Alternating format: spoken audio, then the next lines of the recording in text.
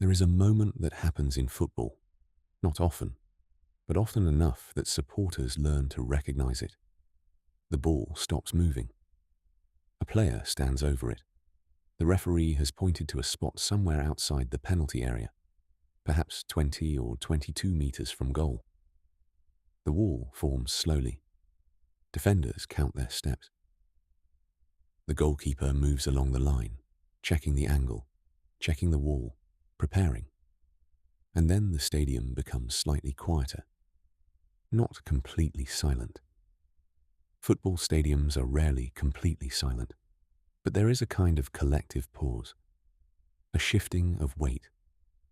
Supporters in the upper tiers lean forward just slightly. People who have been distracted by conversation turn back toward the pitch because someone is standing over the ball who they have seen do this before. The ball is at Álvaro Recoba's feet. He stands still. He does not perform. He does not roll his shoulders or gesture to the crowd. He simply looks at the goal. He takes a few steps back, and then the stadium waits. Those who had watched him before understood something. When the ball was at Recoba's feet in that position, near the edge of the area, with space to strike, something unusual could happen. Not every time, not reliably, but often enough that the air inside the stadium changed. A left foot capable of bending the ball in directions that seemed improbable, even at the highest level. A player who, in his quieter moments, could shift the entire feeling of a match with a single decision. A long shot from a position where few would even consider shooting. A pass that arrived in a space where no one expected it to arrive. His name was Álvaro Recoba. He was known, for much of his career, as El Chino. He came from Montevideo, Uruguay, and for many years he played in the black and blue of Inter Milan. This is his story, told slowly, without hurry. Montevideo sits at the southern edge of South America, where the Rio de la Plata opens into the Atlantic. It is a city of moderate size, wide avenues, older buildings, a coastline that runs along the southern edge of the city, where the water is grey-green and the air carries the smell of the river. Uruguay is a small country, smaller than many of its neighbors, but its relationship with football has never been proportional to its size. The country has a history in the sport that stretches back to the early years of organized football, and that history has shaped how Uruguayans relate to the game. When Álvaro Recoba was born, on the 17th of March, 1976, Montevideo was a city where football was not simply a sport, but a way of measuring time and belonging. Children played in the street, in small parks, on any surface that would do. The conversations of men in cafes circled back to matches, to players, to the fortunes of Nacional or Peñarol, the two clubs whose rivalry shaped much of the emotional life of Uruguayan football. Luis Recoba, Álvaro's father, had been a professional footballer himself. He had played in Uruguay and understood the rhythms of the game from the inside. This meant that football was not an abstract ambition in the Recoba household. It was something practical. A father who had lived the experience of professional football. A son growing up inside that understanding. What that meant for Álvaro in the earliest years was simply exposure. Being around the game, watching, listening. And then, as soon as he was old enough, playing. The streets of Montevideo in the late 1970s and through the 1980s were, in many neighborhoods, places where children organized their own football. Small games, friends from the block, improvised goals from stones or bags or the corners of walls, the ball moving on rough surfaces, which meant players learned early to control it, to cushion it, to keep it close. These environments are worth thinking about, not because they are romantic, but because they are real. The conditions of childhood football in a South American city produce a certain kind of relationship with the ball. You learn to dribble in tight spaces. You learn to pass quickly when you have no room. You develop habits of touch and feel that remain with you. For Recoba, the left foot was always the dominant one. From very early on, it was the foot he reached for, the foot that felt natural, the foot through which his sense of the ball expressed itself. A natural left foot is not, by itself, unusual.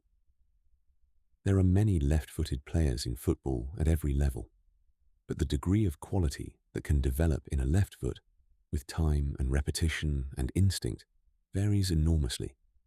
And in Recoba's case, the left foot would become something that people at the highest level of the game would stop to watch. Uruguay has a tradition of producing technically gifted players, not simply powerful or athletic players, but players with craft. Players who understand the ball as something to be understood, not simply struck. This tradition comes partly from the culture of neighborhood football, partly from the coaching philosophies of certain clubs, partly from something harder to define, an attitude toward the game that values intelligence and touch alongside physical quality. Danubio Football Club is one of the clubs that sits within this tradition. Founded in Montevideo in 1932, Danubio has, over the decades, established a reputation not for winning the great trophies of South American football, but for developing players. Young men who arrive at the club with talent and leave with something more structured. Coaches who pay attention to technique. An environment where the individual qualities of a player are noticed and worked on. Recoba came to Danubio as a young player. The club was the place where his talent began to be organized, where the raw instincts of the street footballer began to be shaped into something professional. Danubio had, over the years, sent players to clubs in South America and in Europe. It was a club with connections outward, a club that served in part as a bridge between the informal football of Montevideo and the professional world beyond. When Recoba began to develop there, coaches could see certain things clearly. The left foot, first of all. The way he struck the ball, the trajectory it took when he hit it with the inside of his foot from a distance. There was a quality to the contact that was unusual. The ball curved. It moved through the air differently from how most players could make it move. There was also the vision, a sense of where players were around him that allowed him to make passes that were unexpected. Not always the simple pass, sometimes a pass into a space that only became obvious once the ball arrived there. The ability to see the field not just as it was, but as it was about to be. These qualities, the left foot and the vision, would define his entire career. But in the early years at Danubio, they were simply the things that made coaches watch him more carefully than they watched others. He moved through the youth system and eventually into the first team. Professional football in Uruguay in the mid-1990s was not the most visible football in the world. Uruguay was not, at that moment, the dominant force in South American football, but the league was competitive, and young players who showed genuine quality were noticed. Recoba's debut in professional football in Uruguay was the beginning of a chapter that would be relatively brief. He was a young player. He showed what he could do, and the world of football, at larger clubs in larger leagues, began to pay attention. In 1997, Álvaro Recoba moved to Inter Milan. Inter Milan in 1997 was a club with a long history and large ambitions. Based in Milan, one of the great cities of northern Italy, Inter had won Serie A titles and had been a significant force in European football at different points in the 20th century. Serie A in the late 1990s was one of the most competitive, most watched, most admired football leagues in the world. The best players from across Europe and South America came to play there. The pace of the game was demanding. The tactical organization of the teams was sophisticated. Defenders were experienced and disciplined. A young player arriving from South America faced a substantial adjustment. Recoba arrived at Inter at 21 years old. He was young. He was talented. He came from a league very different from the one he was entering. The expectations around a young South American attacking player signing for an Italian club of Inter's size were always complex. There was excitement. There was also the natural uncertainty that comes when any young player makes a significant move.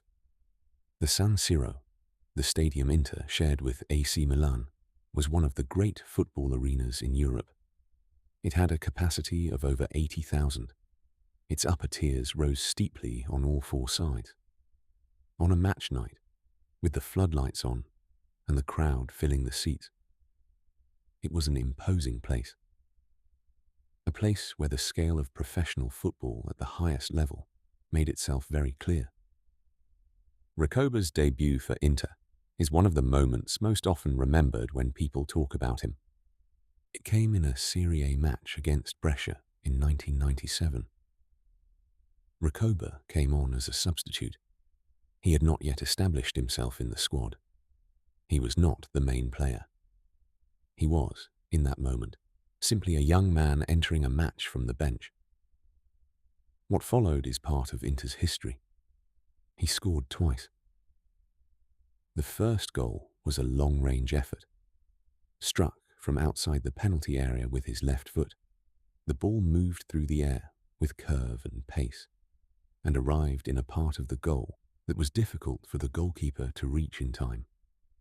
The second was a free kick, from a position where the angle was not straightforward, where the wall was in place and the goalkeeper was positioned as well as he could be. Recoba struck the ball and it bent. It curved around the wall and found the corner of the net. The San Siro crowd, which had not yet had the chance to know Recoba well, had just been introduced to him in a very specific way. A substitute in his first significant appearance, scoring 2 goals of that quality. It was not what the supporters had expected, and yet, in the calm retrospect of years later, those who were there that night would say it should not have entirely surprised them, because what Recoba had done, the curve of the first goal and the bend of the second, was consistent with what his left foot was capable of. He had not performed. He had not celebrated wildly. He had simply done what the moment allowed. The relationship between Álvaro Recoba and Inter Milan would last, in various forms, for many years. It was not a simple relationship. It was not a story of consistent brilliance or easy success. It was more complicated than that, and more human. Inter Milan during those years was a club that changed frequently. Managers came and went. Tactical systems shifted. The priorities of the squad evolved with each transfer window. Players who were central one season might find themselves less involved the next. This is the reality of a large club with many competing players and regular changes in leadership. Recoba experienced this reality in full. There were periods when he was regularly involved, when the manager of the moment understood what he offered and found ways to use it, when his appearances in the team were consistent and his impact was visible. There were also periods of difficulty, times when he was not in the first choice 11, when competition for his position was intense, when tactical preferences meant his qualities were less central to what the team was trying to do. And in between those periods, there were the moments that Inter supporters remembered. A free kick in the first half of a Serie A match, perhaps on a winter evening when the floodlights turned the pitch a bright, clean green and the cold air settled over the stadium. Recoba stepping forward. The wall. The pause. and then the ball bending away from the goalkeeper's dive. A long-range shot from 30 meters in a European match, struck with such accuracy and pace that the goalkeeper barely moved because there was nothing useful he could do. A pass in a crowded midfield, sent into a space between two defenders that seemed to appear only for a second, but Recoba saw it and delivered the ball there before the space closed. These moments were not produced on demand. Recoba was not the kind of player whose contribution was guaranteed every week. That was part of the complexity of his time at Inter. But the moments, when they came, were of a quality that made them stay in the memory. Inter supporters developed a particular relationship with him because of this. He was not, for them, simply a reliable performer. He was something more personal than that. He was the player who, when the ball came to his feet in the right part of the pitch, made you believe something beautiful might happen. There is a quality in certain footballers that is distinct from consistency. It is not the same as being dependable. It is closer to something like wonder. The sense that a player possesses an ability that exceeds normal expectation. That in their moments of expression, the game becomes briefly something different from what it usually is. Recoba had this quality. And Inter supporters, even through the difficult periods, never quite forgot it. In 1999, during one of those periods when his involvement at Inter had become less consistent, Recoba went on loan to Venezia. Venezia FC was a club based in Venice, the city in the northeast of Italy, built across a series of small islands connected by bridges. The club was not at the level of the Serie A giants. It was a club of more modest means and expectations. In 1999, they were facing a difficult season and were working to avoid relegation from Serie A. Recoba joined them in this context, not as a celebrated loan from a bigger club arriving to take over, but as a player who needed to play, joining a team that needed help. What happened that season was significant. He played. He was involved. He contributed goals and creative moments at a level that made a real difference to a club that genuinely needed what he offered. The pressure of a relegation fight is different from the pressure of competing at a club with larger expectations. There is a directness to it. Every point matters, in an immediate way. Every good performance has a clear effect on the table. Recoba produced performances of real quality in that environment. Goals from distance and important attacking contributions. Moments that kept Venezia competitive when the season could easily have collapsed.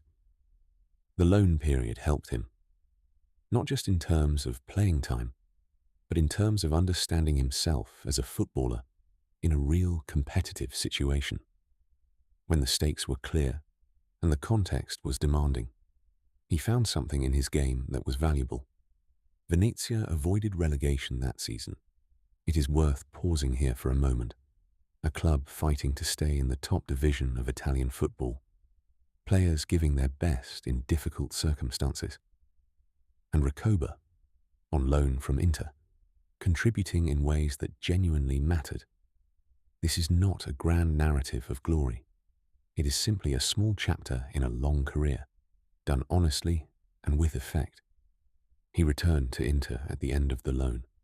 Back at the San Siro, Recoba resumed his complicated, productive, sometimes difficult relationship with Inter Milan. The early 2000s were a period when Inter were going through transitions. The club had significant financial resources and signed players from across the world. The squad contained international footballers of the highest quality. But consistent success at the very top of Serie A and in European competition remained elusive during parts of this period. Recoba's place in this environment was never fixed. He was used in different ways by different managers, sometimes as a starter, sometimes from the bench, as a player who could change the dynamic of a match when introduced in the second half. This second role The substitute who enters and immediately creates uncertainty in the opposition suited certain aspects of what he offered. A tired defence in the final 30 minutes of a match against a fresh Recoba, carrying his left foot into positions just outside the penalty area, was a different problem to deal with than a defender who had been tracking him for 90 minutes. His long-range shooting continued to be one of the things that separated him from other players. At any moment when space opened up, 25 or 30 meters from goal, Recoba was a threat that defenses had to be aware of. If they pressed too high and left space behind, the shot was possible. If they sat deep and allowed him the ball, the shot was also possible. There is no perfect solution to a player with the ability to score from that kind of distance with consistency. The goalkeeper cannot cover the whole goal from 30 meters. The defenders cannot always close down quickly enough. And Recoba's technique, the quality of the contact his left foot made with the ball, meant that the shot, when he chose to take it, was travelling with pace and curl toward a part of the goal that required a precise save. He was also, it is worth remembering, a creative player in the more traditional sense, not just a scorer. His passing ability, the vision he carried from those early years in Montevideo, was part of what he brought to Inter's attack. He could find players in positions that opened up defences. He could shift the ball quickly and create angles that were not obvious before he moved it. The free kicks remained. Year after year, when Inter won a free kick in a dangerous position, a certain quiet fell over the San Siro. And if Recoba was on the pitch, the expectation was clear. He would stand over the ball. He would look at the goal, and the ball might do something unusual. Throughout his years at Inter, Recoba was also representing his country. Uruguay's football tradition is one of the deepest in the world, built on a history that includes World Cup victories and generations of footballers who have shaped the game at the international level. The national team carries the weight of that history with pride, but also with the pressure that comes from being a very small country, measured against much larger opponents. Recoba made his debut for the Uruguay national team in 1995, as a young player coming through the professional game. His inclusion in the national setup was a recognition of the qualities he had shown in club football. In a country with a serious football culture, making the national team was not a small thing. His role in the national team was primarily as a creative attacking midfielder, the player who could unlock defences with a pass, or create a goal from a free kick, or a long-range shot. The kind of player who, in international football, can make the difference in a match where both teams are otherwise very evenly matched. The period leading into the 2002 FIFA World Cup was important for Uruguay. Qualification from the South American zone is never straightforward. The CONMEBOL qualifying process involves matches against Argentina, Brazil, Colombia, and other nations with strong football traditions. Every point is contested. The margins are small, and over the course of a long qualification campaign, individual moments of quality can shape the final standings. Recoba contributed to Uruguay's qualifying campaign. His goals and creative performances were important during Uruguay's long and difficult qualification campaign for the 2002 tournament. The pressure of qualification, of knowing that one bad result could have consequences for the entire campaign, brings out different qualities in players. Some perform better in those conditions. Some struggle. Recoba, in key moments of the qualifying process, produced performances that mattered. Uruguay reached the 2002 World Cup, which was held jointly in South Korea and Japan. This was the first time the tournament had been hosted in Asia, and the first time it had been co-hosted across two nations. The logistics were unusual. The time zones were far from South America. The conditions were different from what many European-based players were accustomed to. Uruguay were placed in a group with France, Senegal, and Denmark. The context of that group is worth a moment of thought. France were the reigning world champions, having won the tournament in 1998 and then the European Championship in 2000. They were, on paper, one of the strongest teams in the world. Uruguay played in the group stage with their full squad available. Recoba was part of the squad. The matches were difficult. The competition was serious. The experience of a World Cup for a small nation competing against the established giants of world football is one that tests every player in the squad. The tournament was not ultimately a triumphant one for Uruguay in terms of results. They did not progress beyond the group stage, but the fact of being there, of having qualified for one of the most competitive tournaments in the world, was itself significant for a country of Uruguay's size. For Recoba, the World Cup was part of a career that included representing his country at the highest level. That experience, playing in the largest international tournament in the world, was something he shared with very few players from any generation. It is worth spending some time on how Álvaro Recoba actually played, not in the language of tactical analysis, not with formations or specific positional assignments, but in the simpler, more direct language of what he looked like on a football pitch, what he did with the ball, what happened in the moments that defined his career.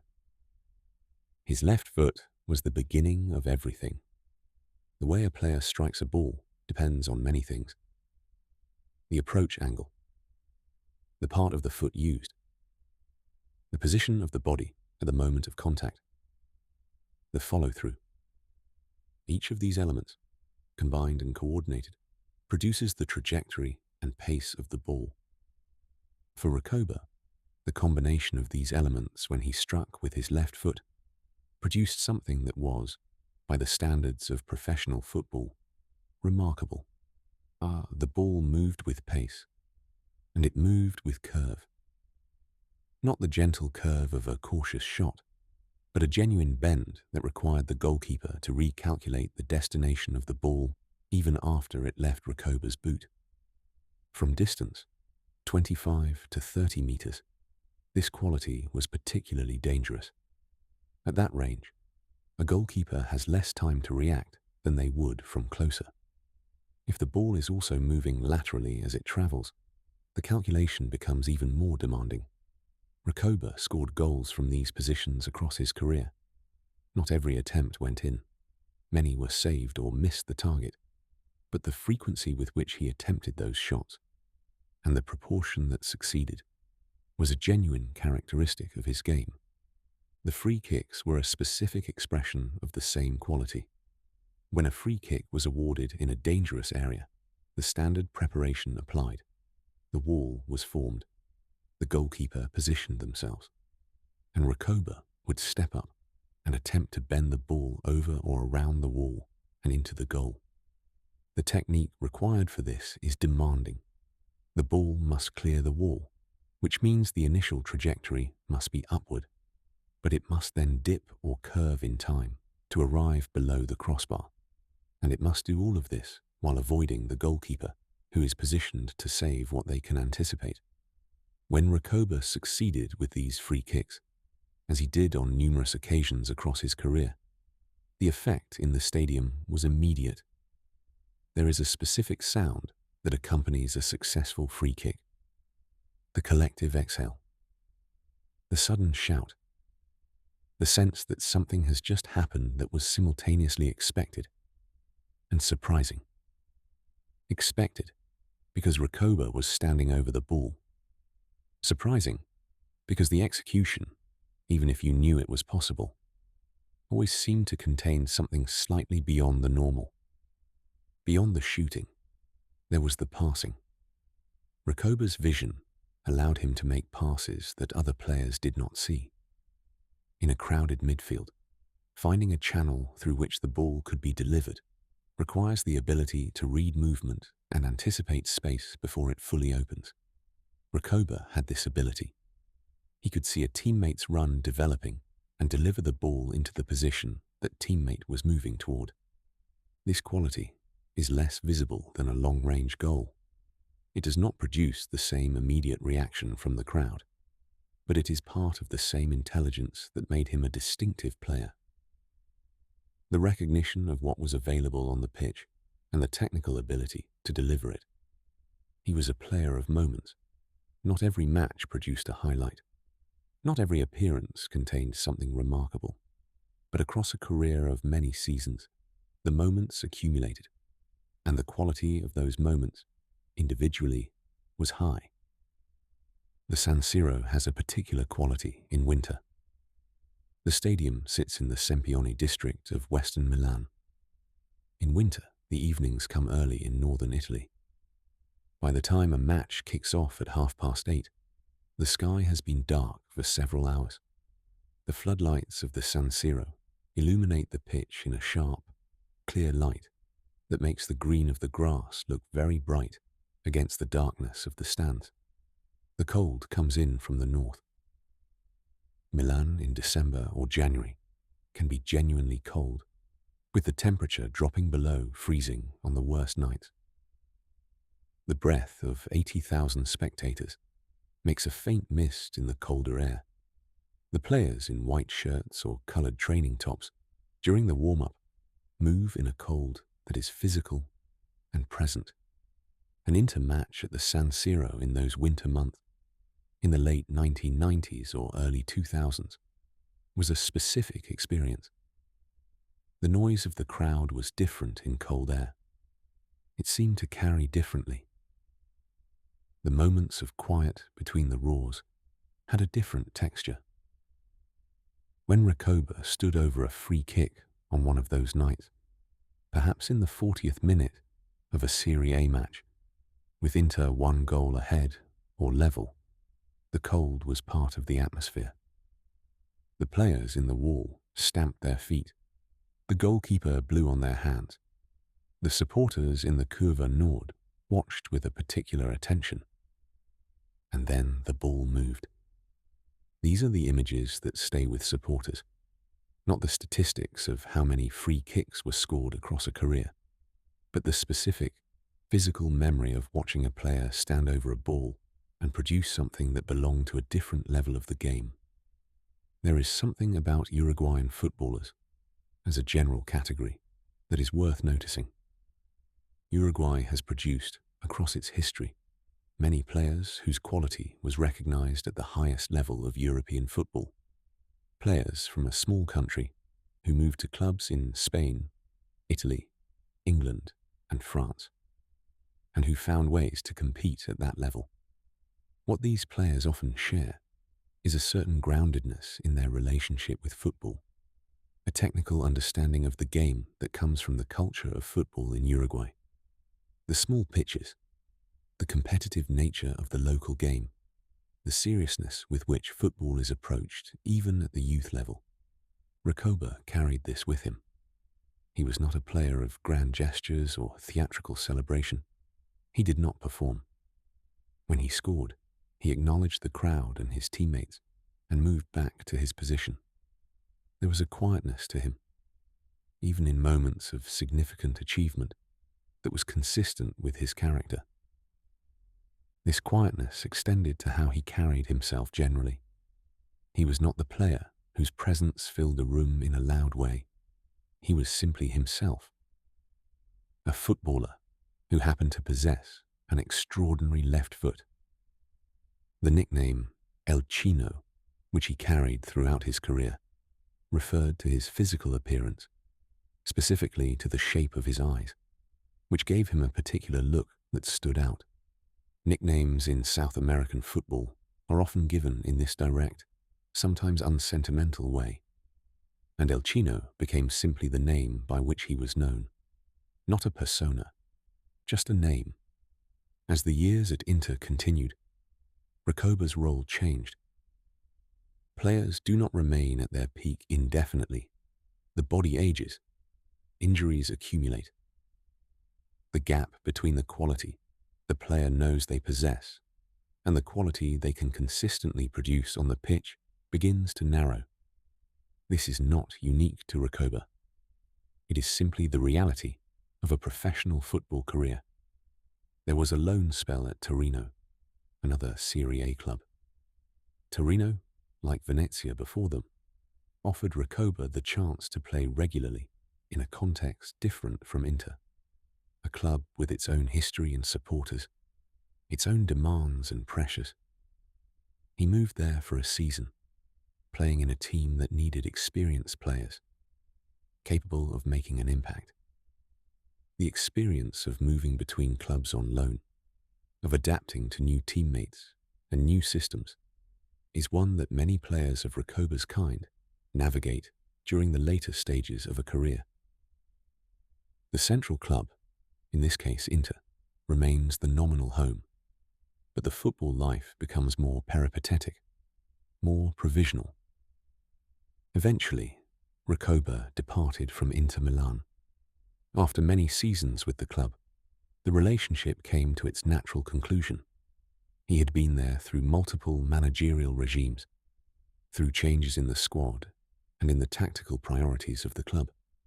He had experienced the full range of what it meant to be a creative attacking player at a large Italian club across a decade that saw significant transformation in European football. Leaving Inter was the end of a long chapter. After Inter, Recoba returned to Uruguay, to Danubio, the club where he had first become a professional footballer. There is a particular kind of meaning in returning, going back to the place where something began. The streets of Montevideo that he had grown up around, the pitches where Danubio played their home matches, the familiar rhythms of Uruguayan football. He was older now. The qualities of his game had changed. The explosive moments of the San Siro years were behind him, but the intelligence remained. The left foot still carried its understanding of the ball. And in the context of Uruguayan football, a player with Recoba's experience and quality still had something to offer. Playing for Danubio again was not simply a sentimental gesture. It was professional football, real matches, real competition. The supporters who came to watch had their own memories of what Recoba had been. Now they watched the same player, years later, finding what remained of what he had been. This is another reality of a long football career. The gradual reduction, not a collapse, but a slowing, a settling into something less spectacular and more sustainable. The player who had bent free kicks past international goalkeepers in the San Siro, now playing in Uruguay, in front of smaller crowds, in a less scrutinized environment. But football, still football. After Danubio, there was a final chapter in professional football at Panionios, a Greek club based in Athens. Greece is not one of the great football nations of Europe, but it has a professional league, and that league has over the years attracted players from across the world who are at various stages of their careers. Recoba went there, to a city far from both Montevideo and Milan, to continue playing. Athens is a city of heat in the summer and mild winters. The Mediterranean light is different from the northern Italian light of the San Siro's winter nights. The crowds at Greek league matches are passionate in their own way, though the scale is different from the 80,000 capacity stadiums of Serie A. Panionios is a club with its own history in Greek football. Recoba played for them toward the end of his active career. The matches were professional. The commitment was genuine, but the distances involved, geographical and temporal, from the peak years in Milan were significant. He played, and then he stopped. The end of a professional football career is rarely a single dramatic moment. It is usually a gradual process of recognition. The body no longer recovers as quickly. The demands of training become more demanding in their effect. The gap between what the player wants to do and what the body allows them to do becomes wider. At some point, Álvaro Recoba stopped being a professional footballer. He returned to Uruguay. What remains after the career ends is a different kind of existence. Recoba became a figure in Uruguayan football culture, a former player with experience at the highest level, known to supporters of Inter Milan across the world and to followers of Uruguayan football at home. Someone whose name could be spoken in conversations about the game and would be immediately recognized. He has been involved in football in Uruguay in various capacities since retiring as a player, working within the game in ways that allowed his knowledge and experience to be useful. In Italy, at Inter Milan, his status as a cult figure among supporters has not diminished with the passage of time. Supporters who watched him play in the late 1990s and through the 2000s remember specific moments. A free kick in a particular match, a long-range goal on a specific evening, the sound the ball made when it left his boot, and the way it moved through the air. The relationship between a football club's supporters and certain players is not straightforwardly about statistics or consistency. It is about memory, about the emotional experience of watching someone do something beautiful in a sport that occupies so much of the supporter's attention. When a player provides that experience repeatedly, even if not constantly, they earn a place in the supporter's consciousness that remains long after the player has retired. Recoba earned that place at Inter, not by being the most consistent player in the squad across his years at the club, not by winning the most trophies or setting the most records, but by providing, on enough occasions, moments that stayed in the memory. The Inter supporters who watched him play would not tell you he was perfect. They would not claim he was always the best player on the pitch. They would tell you something more specific and more personal than that. They would tell you about the free kick, the long-range shot, the pass that no one else saw coming. They would tell you that when the ball was at his feet in the right position, something changed in the air inside the San Siro. A held breath, a leaning forward, an awareness that the next 2 seconds might contain something worth watching very carefully. That is the legacy Recoba left at Inter. It is useful to think about what a left foot like Recoba's actually means in the context of the game. Football is a sport of extraordinary collective complexity. 11 players on each side, constantly moving, constantly adjusting. Tactical systems designed to organize those movements in ways that create advantages over the opposition. The collective architecture of a football match is intricate and demanding.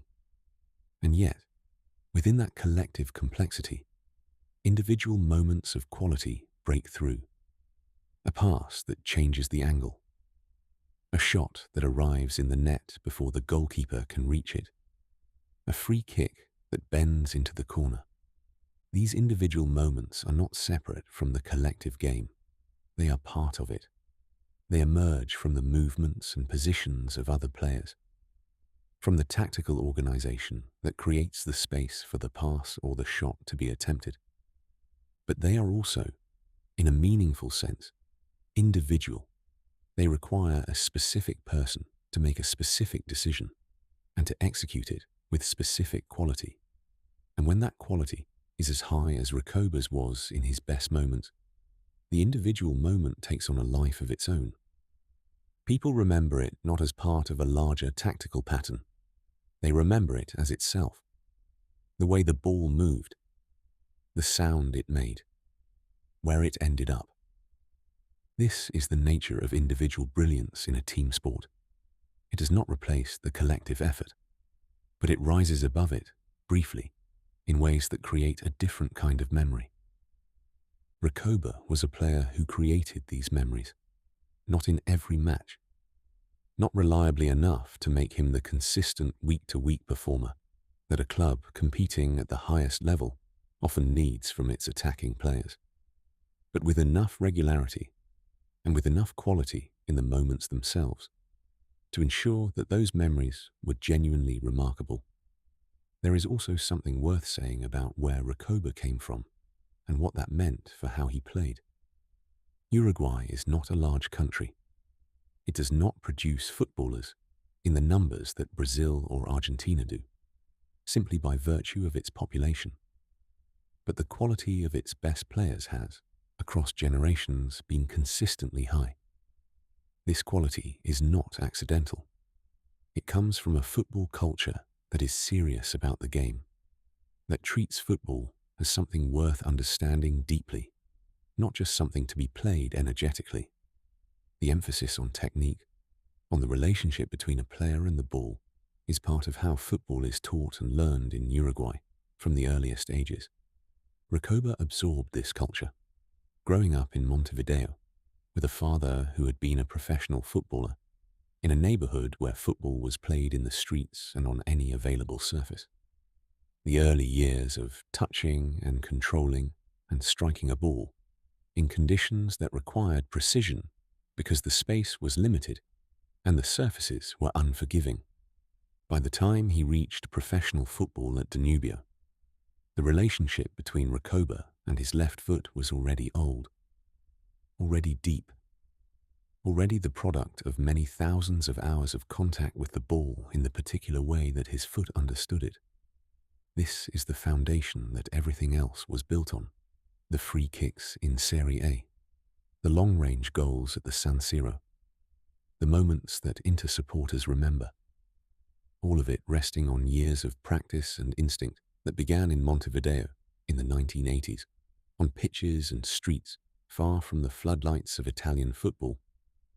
The game of football is full of players who were talented, full of careers that contained bright moments and difficult ones, full of stories of promise and complexity and quiet achievement.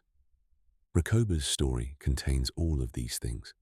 The promise of the young player arriving in Italy with a left foot that impressed even experienced observers. The complexity of a long career at a major club, with its periods of involvement and periods of difficulty. The quiet achievement of representing his country at a World Cup, playing in one of the most competitive leagues in the world for many seasons, returning to the place where it all began, and continuing to play. And within that story, the moments that made his career something people still talk about, when the conversation turns to Inter Milan in the late 1990s and early 2000s. When the question arises of which players gave the supporters something they would not forget. Recoba's name comes up in those conversations, not as the greatest player the club ever had, not as the most decorated or the most consistent, but as a player who, in his moments, reminded people of what football could be when the right player had the ball at the right time. The city of Montevideo continues, the river at the edge of the city, the wide streets, the cafes where football is discussed with the seriousness of important matters. Children still play football in the city's streets and parks and small grounds. Left-footed children and right-footed children. Some with natural gifts. Some working hard to develop what they have. All of them carrying, somewhere inside their experience of the game, the same fundamental relationship with the ball that every footballer begins with. The relationship is simple at the start. The ball is there. The foot moves toward it. Contact is made. The ball goes somewhere. Over years and practice and instruction and instinct, that simple contact becomes something more complex, something trained, something individual, something that, in rare cases, reaches a level that makes it worth watching across a long career. Recoba reached that level. Not always, not in every match or every appearance, but enough. And the left foot, the one he was born with, the one that touched the ball in the streets of Montevideo before it ever touched the grass of the San Siro, remains the simple, central thing in the story. A boy, a ball, a left foot that understood something about how the ball moved through air. and a career that, across many countries and many seasons, gave people something to remember. The stadium is quieter now. The match has moved on. The free kick has been taken. The ball has either gone in, or been saved, or gone wide. The normal rhythm of the game has resumed. But for a moment, there was that pause. The wall, the goalkeeper, the crowd leaning forward, and Recoba standing over the ball, looking at the goal, deciding. That moment, and what sometimes followed it, is what people remember. That is enough.